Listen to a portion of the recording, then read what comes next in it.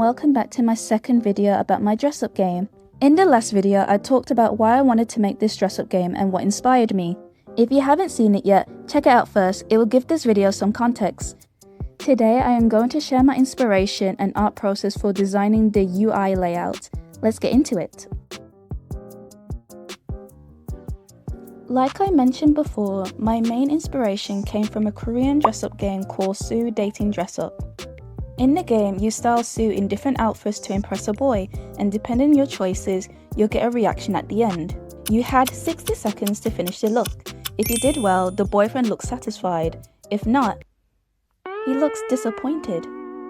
Wild concept, but what really stuck with me was the UI layout and the color scheme. The design was so polished and engaging, which gave the game great replay value. Apart from Sue, I was also inspired by artists I found online. For example, @MoonDropPress on Tumblr created a Barbie wardrobe layout that caught my eye. At first, I thought they were the same person as @OmegaWatt on X because their styles were similar, but they're different artists. I love the pink color schemes, the cute window tabs, and the retro desktop edits I saw on Pinterest. That nostalgia hit hard. I even commissioned a video for a friend with that same theme. What I love about all dress-up game UIs is how personal they felt. Every creator have their own style. You can instantly tell if it was a Sue game, a Barbie game, Barney Games, Rinmaru, Bratz, or Roy Worlds. Each have their own personality. Nowadays, so many kids games feel like a copy and paste. Sites like Girls Go Games seem more focused on chasing trends than promoting unique ideas, like those Disney-themed games. That's why I want my UI to bring back the charm and the originality of the early 2000s era. I opened Clip Studio Paint and start sketching a retro desktop UI. I drew two main window tabs, one for the wardrobe and one for the sprite.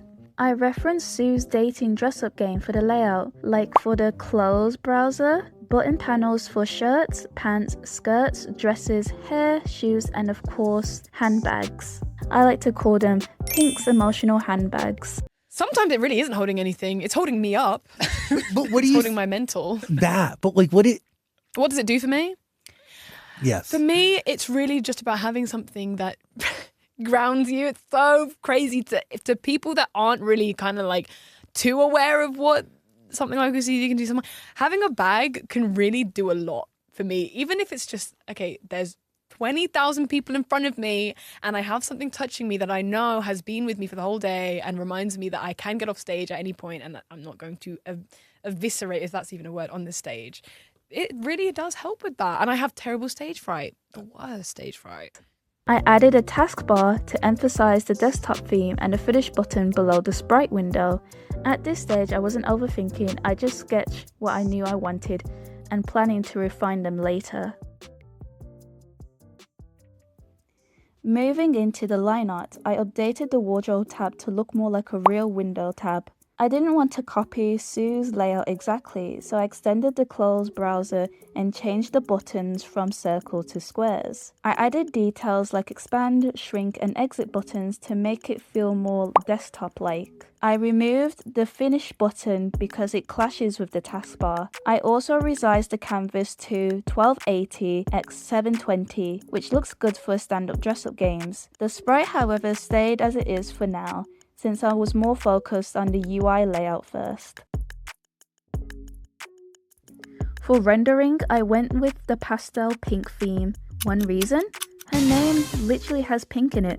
Another, I was inspired by the pink desktop edits on Pinterest. And finally, it fits the early 2000s girly pop vibe I wanted to capture. I added a menu button in the taskbar as a nod to the Windows Start button. I brought back the Finish button and added the Reset and Randomize button as classic features in the old dress-up games. I also added the sound button for future music and the 3 folders that links to PinkPantheress' albums. That way, new players can discover her music while playing. For the background, I experimented with multiple options, but I kept it simple with one final choice.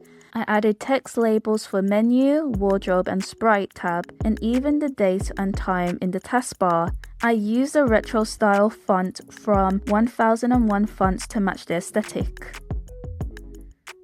Later, I added an accessories button for necklaces and bracelets, rearranging the layout to keep it organized.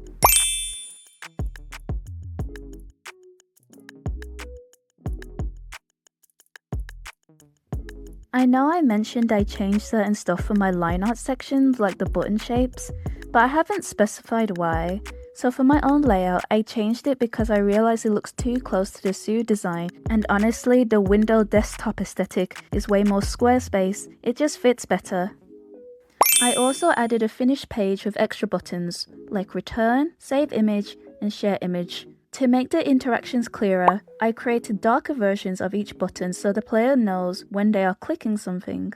My goal is to make the UI feel satisfying to use, like you're back in childhood clicking through your favourite dress-up games again, with plenty of replay value. I'll admit, I am a perfectionist. If something doesn't look right, I will scrap it or tweak it until I'm happy. For example, in my sketch stage, I had a big finish button. At first I liked it, but later I realized it looked too obnoxious and it clashes the taskbar. So I replaced it with a smaller, simpler tick button. Clearer, less distracting, and it fits the layout better. It's those little adjustments that makes me feel like the UI is truly mine. That's what I'm talking about. This shit means something to me, man. Oh, and I couldn't resist sneaking a little Easter egg. If you spot it while playing, let me know in the comments. I'd love to see who catches it first. Overall, I wanted the UI to look youthful, playful and nostalgic. Times are tough right now, and I wanted to create something that feels like an escape, even if it's just for a few minutes. The pastel pink themes ties it in all together. It's soft, girly and very early 2000s. It's the kind of vibe that makes you smile the moment you open the game. Funny enough, my UI ended up looking similar to a video I edited for a friend's commission, so I guess that was a subconscious influence too. Once I finished the UI rendering, I moved on to the sprite, and honestly, I love my PinkPantheress sketch. Isn't she cute? That's everything I got to share for now. In part 3, I will talk about the sprite rendering, polishing and adding clothes. I am excited to keep sharing this journey with you. If you enjoyed this, please like, share and subscribe to follow my progress. Thank you so much for watching. See you next time!